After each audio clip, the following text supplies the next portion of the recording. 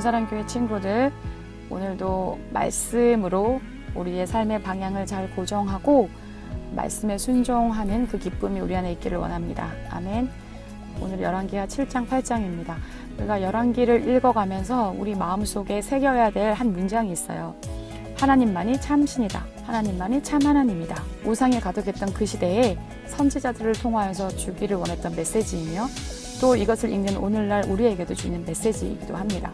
7장은 6장에 이어서 그 사마리아 성이 아람 군대에 의해서 포위를 당하죠. 사마리아 성에서부터 나가는 모든 길이 다 막혔다라는 거예요. 그러다 보니까 이제 식량이 부족해지겠죠. 아주 고가의 식량들이 서로 매매가 되고 사고 팔아지고, 또한 심지어는 어떤 사람은 살 수 없는 사람들은 자식을 잡아먹는 끔찍한 일이 벌어져요. 하나님 왜 이 일이 일어나게 됐을까? 이유는 그들이 하나님을 떠났기 때문에, 우상 숭배를 했기 때문에 하나님이 징계를 하신 거예요. 하나님의 심판을 하신 거예요. 하나님의 심판은 현실적인 심판과 또 우리가 나중에 죽어서 심판받는 두 가지가 있어요. 하나님이 우리에게 우리가 살아가는 동안, 짧은 동안에 어떤 심판을 경험하게 해요.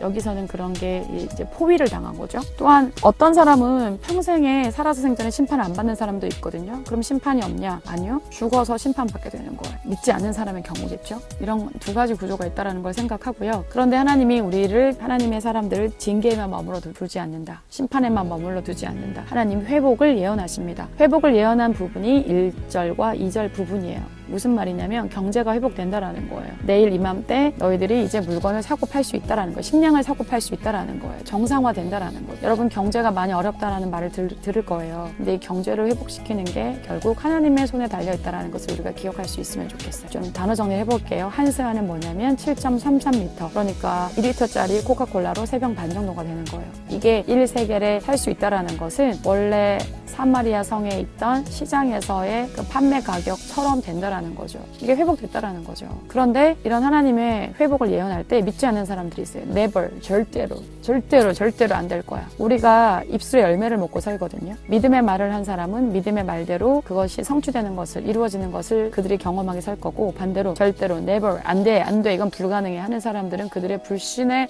말로 인하여서 이렇게 된다라는 것을 열왕기하 7장 맨 마지막 절에 보좌관의 죽음을 통해서 우리에게 보여주고 있는 거예요. 여러분 어떤 말을 해야 돼요? 불신의 말을 해야 돼요? 아니면 믿음의 말을 해야 돼요? 믿음의 말을 하는 우리가 됩시다. 그리고 하나님은 항상 우리를 회복시키시는 분이라는 것을 기억할 수 있으면 좋겠어요. 8장으로 넘어가 봅시다. 8장은 수넴 여인이 등장을 합니다. 수넴 여인은 열왕기하 4장부터 나오는 인물이죠. 엘리사를 너무너무 잘 섬겼던 여인. 그러므로 인해서 하나님이 그 여인을 기억하셨고 그 여인에게 아이를 주시기도 하셨고 다시 죽은 아들을 살리시는, 참 많은 은혜를 베푸셨죠. 그런데 이제 엘리사가 이스라엘 땅에 7년 기근을 선포합니다. 기근하면 생각나는 거 있죠. 엘리야 역시 아합 왕 때 3년 반의 기근을 선포했었어요. 그런데 왜 7년일까?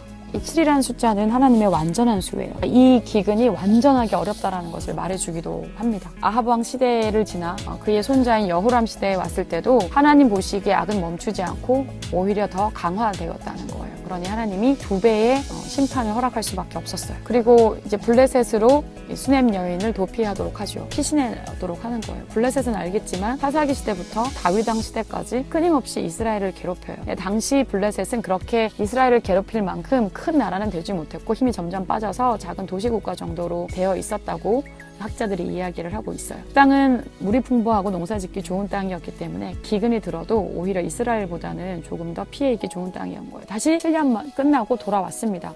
그런데 어이없는 일이 벌어져요. 수넴 여인의 땅이 다른 사람에 의해서 빼앗김을 당한 거예요. 억울하겠죠. 어쩌면 수넴 여인이 하나님을 원망했을까요? 뭐야, 도망가 있으라고 갔더니 내 땅이 뺏겨 있고 하나님 뭐 이래, 이렇게 생각했을까요? 하나님은요, 이걸 통하여서 우리가 생각해야 될 것은 믿음의 사람을 끝까지 책임지시는 분이 우리 아버지 하나님이라는 걸 기억. 하나님은 한 번만 책임지고 2번만 책임지시는 것이지 아니라 끝까지 책임지신다라는 거예요. 그녀가 왕에게 호소를 했죠. 왕이 그녀의 말을 듣고 다시 땅을 돌려주라고 말해. 그리고 이제 하사엘이 등장을 하는데, 여러분 호렙산에서 세면 음성으로 만났던 엘리야의 하나님이 그 하사엘에게 기름을 부으라고 하죠. 그리고 엘리사가 다시 이제 하사엘을 만나면서 이 하사엘의 앞으로 벌어질 일들을 하나님께서 보게 하셨어요. 이 하사엘이 이제 왕이 될 텐데, 아람 왕이 될 텐데 이스라엘을 많이 괴롭히게 돼요. 심지어 살인하고 죽이고 너무너무 속상했을 거예요. 얼마나 마음이 아팠겠어요. 그것을 미리 알고 있는. 선지자는 미리 알고 있기 때문에 마음이 아프죠. 그럼에도 불구하고 순종하는 것. 우리가